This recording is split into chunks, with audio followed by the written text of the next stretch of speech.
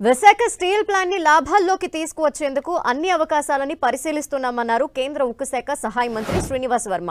నష్టాలని భర్తీ చేసేందుకు కేంద్రం పదే ప్యాకేజ్ ఇవ్వలేదని తెలిపారు.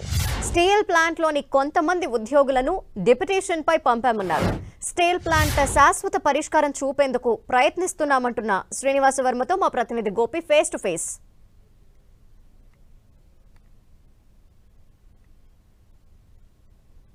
విశాఖ స్టీల్ ప్లాంట్ ప్రైవేటీకరణ అంశంపైన సుదీర్ఘకాలంగా పోరాటాలు జరుగుతున్నాయి. దీనికి ఎప్పుడు శాశ్వత పరిష్కారం కనబరుస్తుంది కేంద్ర ప్రభుత్వం అనేది సర్వత్రా ఆసక్తిగా ఉంది. ప్రజల సెంటిమెంట్లతో కూడిన అంశం కాబట్టి కేంద్ర ప్రభుత్వం ఆచితూచి ఈ అంశంపైన వ్యవహరిస్తోంది. మనతో పాటు ఉన్నారు భూపతిరాజు శ్రీనివాస్ వర్మ గారు. సార్ నమస్కారం. ఇది ప్రభుత్వ రంగ సంస్థ ప్రైవేట్ పరం చేయొద్దన్న డిమాండ్ వారు వినిపిస్తున్నారు కాబట్టి సో ఎటువంటి కార్యాచరణతో కేంద్రం ముందుకెళ్తుంది? అయితే విశాఖ స్టీల్ ప్లాంట్ విషయంలో ఆంధ్రప్రదేశ్లో ఉన్నటువంటి ఏదైతే ప్రజల యొక్క సెంటిమెంట్ ఉన్నదో, అనేక మంది పోరాటాలు చేసి విశాఖ ఉక్కు ఆంధ్రుల హక్కు పేరుతో చాలామంది బలిదానమైనటువంటి సందర్భంలో దాన్ని ప్రైవేటైజేషన్ డిజిన్వెస్ట్మెంట్ ప్రకటన వచ్చినాటి నుండి కూడా ఆంధ్రప్రదేశ్ ప్రజల్లో కూడా చాలా ఆందోళన ఉంది. అయితే దీన్ని ఏ విధంగా అధిగమించాలి, అదే సెంటిమెంటు మాకు కూడా ఉంది తెలుగు రాష్ట్రానికి చెందినటువంటి వ్యక్తిగా. అయితే ప్రాక్టికాలిటీ ఆధారంగా ఇదివరకు ప్యాకేజ్ ఇవ్వడం జరిగింది గతంలో. ఇవాళ ప్యాకేజ్ ఇచ్చినా మళ్ళీ మరొక 2 సంవత్సరాల్లో 3 సంవత్సరాల్లో ప్యాకేజ్ అవసరం లేదనేటువంటి గ్యారంటీ లేదు.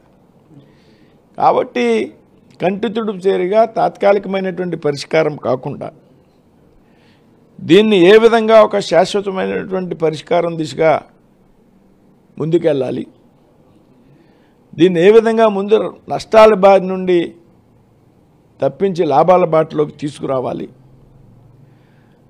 ఏ విధంగా పరిశ్రమ ప్రయోజనాలను కాపాడాలి, ఏ విధంగా ఉద్యోగుల యొక్క హక్కుని కాపాడాలి, వారి యొక్క భద్రతను కాపాడాలి అనేటువంటి అనేక కోణాల రీత్యా ప్రభుత్వం ఆలోచన చేస్తూ ఉంది. అనేక ప్రత్యామ్నాయాల గురించి మేము ఆలోచన చేస్తున్నాం. ఏదో ఒక ప్రత్యామ్నాయాన్ని ఆధారంగా విశాఖ స్టీల్ ప్లాంట్ని మనం కాపాడుకునేటువంటి ప్రయత్నంలో మేము ముందుంటాం. అంటే ప్రత్యామ్నాయ అవకాశాలు అంటే సెయిల్లో విలీనం చేయాలన్న డిమాండ్ ఉంది. ఎన్ఎండిసి అధికారులతో కూడా మీరు సమావేశం అయ్యారు. సో ఎటువంటి ప్రయత్నాలు జరుగుతున్నాయి వీటికి సంబంధించి? ఇప్పుడు సెయిల్లో విలీనం చేయాలనేటువంటి ఆలోచన చాలా కాలం నుంచి ఉంది. అయితే సెయిల్లో విలీనం చేయడానికి కొన్ని టెక్నికాలిటీస్ అడ్డొస్తున్నమాట వాస్తవం. ఎండిసి అధికారులతో కూడా సమావేశం అయ్యారు కదా, కొన్ని విశాఖ స్టీల్ ప్లాంట్కి సంబంధించిన భూములు వాళ్ళకి ఇచ్చి కొంచెం ఆర్థిక సహకారం అది ఒక ఎన్ఎండిసి చైర్మన్ గారితో కూడా మేము కూర్చున్నాం. అది ఒక ఆలోచన వచ్చింది, ఎన్ఎండిసి దృష్టిలో పెట్టడం జరిగింది.